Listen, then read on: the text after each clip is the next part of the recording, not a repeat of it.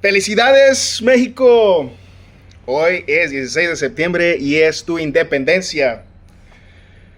Pero yo creo que para que seamos realmente independientes, tenemos que hacer náhuatl la lengua oficial de México.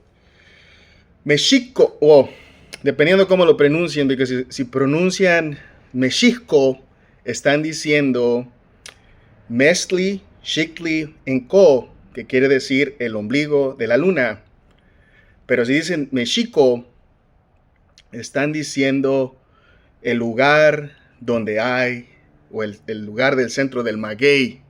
Para mí, pues están correctas porque pues tienen que pronunciarlo correctamente, dependiendo de cómo ustedes crean que la palabra Mexico o México representa. Se me cuatrapean todos los lenguajes.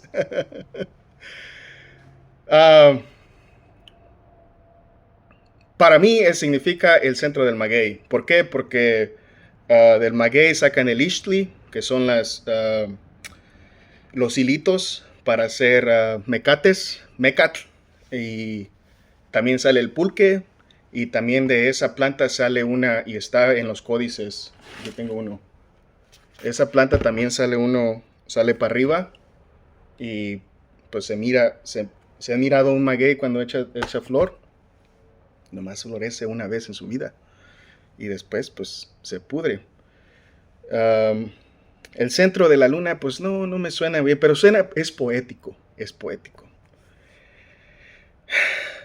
Eso es lo que quería decir hoy, para que de veras seamos una nación independiente, tenemos que hacer náhuatl el lenguaje oficial.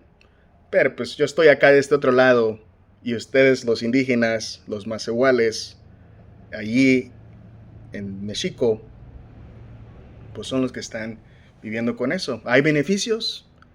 Pues las otras lenguas indígenas también son importantes, pero antes el náhuatl era el que se hablaba a través de todo el anáhuac. ¡Feliz día de tu independencia, México!